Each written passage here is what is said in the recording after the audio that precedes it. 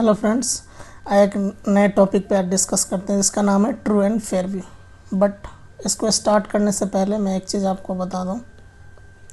मैंने last lecture में आपसे बात किया था एसए 200 के बारे में, बट बाय मिस्टेक एएस 200 मैंने लिख दिया स्लाइड में।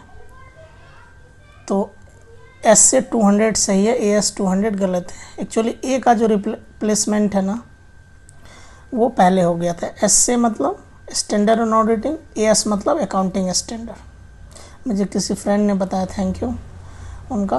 और चलिए हम चलते हैं आज के टॉपिक के ऊपर डिस्कशन करते हैं। ट्रू एंड फेयर व्यू एक कॉमन मैन के लैंग्वेज में समझें तो ट्रू एंड फेयर व्यू का मतलब होता है कि सब कुछ सही है, सब कुछ, एवरीथिंग इज राइट, सब कुछ सही है। बट एज ए प्रोफेशनल हम समझेंगे जो एसए 700 बताएगा, जिसका नाम है forming an opinion and reporting on financial statement. But इससे पहले मैं आपको दो टर्म्स बता दूं। एक है कंप्लायंस फ्रेमवर्क किसके कहते हैं, दूसरा फेयर प्रेजेंटेशन फ्रेमवर्क किसको कहते हैं। एक एग्जांपल लेते हैं, आपको क्लियर हो जाएगा। सपोज कीजिए किसी लॉ की रिक्वायरमेंट है कि requirement number 1, requirement number 2, requirement number 3। ये लॉ कहता है कि आपको इसको ही फॉलो करना, इसको ही फॉलो करना, इसको ही फॉलो करना। तो आप देखिए ये स्ट्रिक्ट हो गया,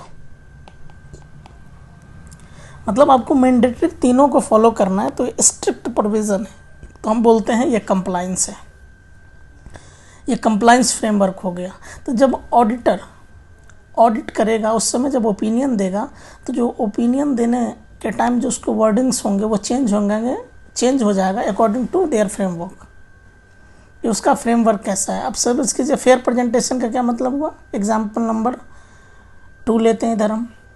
ये कहता है कि A1, 2 एंड 3 इस 3 रिक्वायरमेंट है। आपने ने 1 के साथ कंप्लायंस किया, 3 के साथ कंप्लायंस किया, 2 के साथ नहीं किया। तो ये क्या है ना, ये हमें थोड़ा फ्लेक्सिबिलिटी दे रहा है। ये ना थोड़ा हमें फ्लेक्सिबिलिटी दे रहा है, ये हमें फ्लेक्सिबिलिटी दे रहा है, रिलैक्सेशन दे रहा है थोड़ा। तो ये कहते हैं अच्छा ये फेयर प्रेजेंटेशन फ्रेमवर्क है। अब जब वर्ड्स यूज होंगे ना आप उससे समझ जाओगे कि अच्छा ये कंप्लायंस फ्रेमवर्क के हिसाब से रिपोर्टिंग कर रहा है, ये फेयर प्रेजेंटेशन के हिसाब से कर रहा है। जैसे ही फेयर प्रेजेंटेशन आएगा आपने को जाकर देखना अच्छा उसने डिपार्चर किससे किया है, कौन सी ऐसी रिक्वायरमेंट है जिसको फुलफिल नहीं किया, क्या उसके इफेक्ट को बताया फाइनेंशियल स्टेटमेंट पर, क्या उसके यूज़र समझ पाएंगे उसके इम्पैक्ट को, इतना डिस्क्लोजर दिया गया। इसलिए मैंने आपको ये टर्म्स बताया। आई थिंक ये आपको क्लियर होगा। अब आपको डेफिनेशन बता दूं। वैसे डेफिनेशन मैंने बता रखा है पहले भी, बट बता दूं ताकि आज कनेक्शन बन सके अपना और आपको और मेरा। यह है इंडिपेंडेंट एग्जामिनेशन होता है किसी भी फाइनेंशियल इंफॉर्मेशन का। फाइनेंशियल इंफॉर्मेशन और नॉन फाइनेंशियल में 2 तरह के इंफॉर्मेशन होते हैं। जिसमें मोनेटरी टर्म इन्वॉल्व होता है उसे फाइनेंशियल इंफॉर्मेशन कहते हैं। प्रॉफिट मेकिंग ऑर्गेनाइजेशन हो या प्रॉफिट नहीं कमाते उससे फ़र्क नहीं पड़ता। उसका साइज़ क्या उससे भी मुझे फ़र्क नहीं, उसका लीगल स्ट्रक्चर क्या उससे भी एक ऑडिटर को नहीं लेना। बस वो एक फाइनेंशियल इंफॉर्मेशन का इंडिपेंडेंट एग्जामिनेशन कर देगा ताकि वो ओपिनियन एक्सप्रेस कर सके। अब एक ट्रू एंड फेयर व्यू है क्या, इसके कन्फ्यूज़न को मैं दूर करता हूँ। देखो ये खुद कन्फ्यूज है, सोच में कि ट्रू एंड फेयर व्यू है क्या। आइए, कहा जाता है कि जब कोई भी फाइनेंशियल स्टेटमेंट प्रिपेयर्ड किया जाता है, मैं सबसे पहले बता दूं section 129 of companies act 2013, section 129 companies act 2013 का मैनेजमेंट के ऊपर ये रिस्पॉन्सिबिलिटी देता है, मैनेजमेंट के ऊपर ये रिस्पॉन्सिबिलिटी देता है कि फाइनेंशियल स्टेटमेंट आपको प्रिपेयर करना है।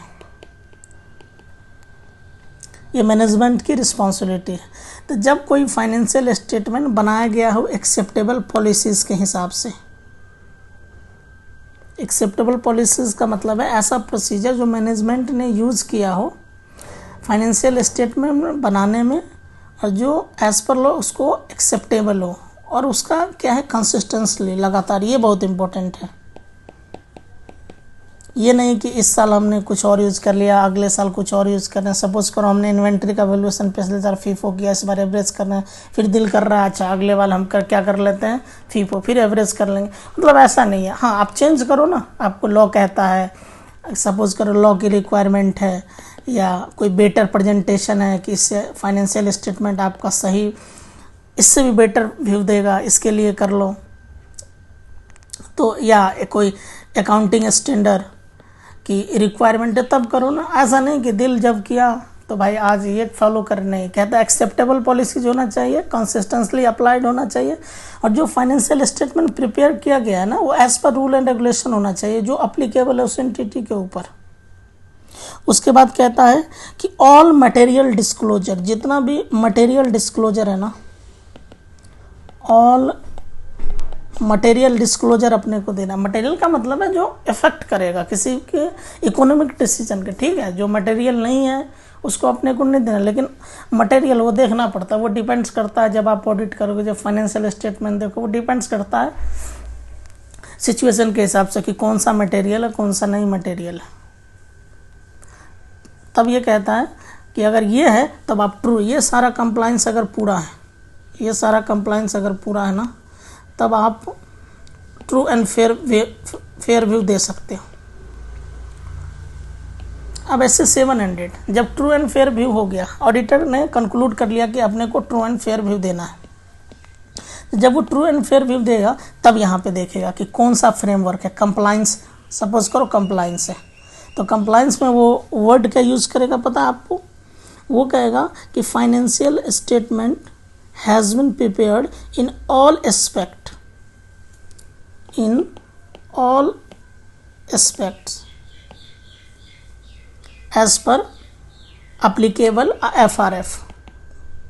यहाँ पे इसने कहा all aspect as per applicable FRF, लेकिन अगर वहीं पे फेयर प्रेजेंटेशन होगा जिसमें रिलैक्सेशन का बात किया था ना मैंने, तो उसमें वो यूज़ करेगा कि जो फाइनेंशियल स्टेटमेंट बनाया गया है वो ट्रू एंड फेयर व्यू दे रहा है according to the applicable FRF।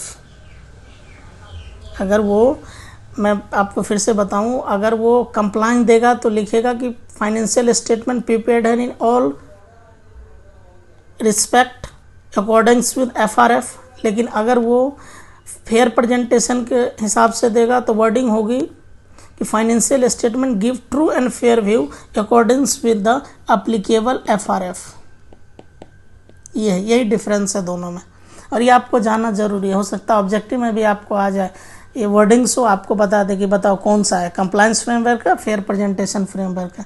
Suppose कीजिए कंपनी के केस में बात करूं जिस पे सेक्शन 129 ऑफ कंपनीज एक्ट 2013 की बात करूं, कहता है अगर सपोज करो किसी कंपनी का फाइनेंशियल स्टेटमेंट है तो वो ट्रू एंड फेयर व्यू कब होगा? ट्रू एंड फेयर जब उस कंपनी का state of affairs of company, मतलब स्टेट ऑफ अफेयर्स का मतलब किसी भी कंपनी का एसेट्स, किसी भी कंपनी की लायबिलिटी, या result of operation, results of operation. Result of operation का मतलब है प्रॉफिट एंड लॉस अकाउंट। जैसे सारा एक्सपेंसेस, सारा इनकम आ गया, रेवेन्यू आ गया, उसमें से एक्सपेंसेस लेस कर दिए, PL आ गया। अब ये कहते हैं कि अगर उस कंपनी का state of affairs true and fair view दे रहा हो और कंप्लाइंस कर रहा हो अंडर सेक्शन 133 को। 133 कहता है अकाउंटिंग स्टैंडर्ड के बारे में कि आपको कंप्लाइंस करना है। लेकिन सपोज करो कि आप कंप्लाइंस नहीं कर रहे हो किसी भी रीजन से, तो कहता है अगर कंप्लाइंस नहीं कर रहे हो तो रीजन, पहले तो बताओ कि हम कंप्लाइंस नहीं कर रहे हैं, उसके बाद बताओ रीजन क्या है नहीं कंप्लाइंस करने का। उसके बाद कहता है कि उसका इफ़ेक्ट क्या होगा, जो तुमने कंप्लाइन नहीं किया उसके फाइनेंशियल स्टेटमेंट पर इफ़ेक्ट क्या होगा। तो हम कहेंगे कि अच्छा ये ट्रू एंड फेयर व्यू दे रहा है। वैसे जब हम डिपार्चर करते हैं तो रेयर केस में होता है, बहुत कम ऐसे केस होते हैं जब हम रेयर केस होते हैं हम डिपार्चर करते हैं। लेकिन आप डिपार्चर करेंगे तो आपको बताना भैया कंपनी के केस में। आपको अगर ये वीडियो पसंद आया है तो इसको लाइक कीजिए, हमारे चैनल को सब्सक्राइब कीजिए, और इस समय लॉकडाउन चल रहा है तो आप घर पे ही रहिए, सुरक्षित रहिए। Thank you everyone.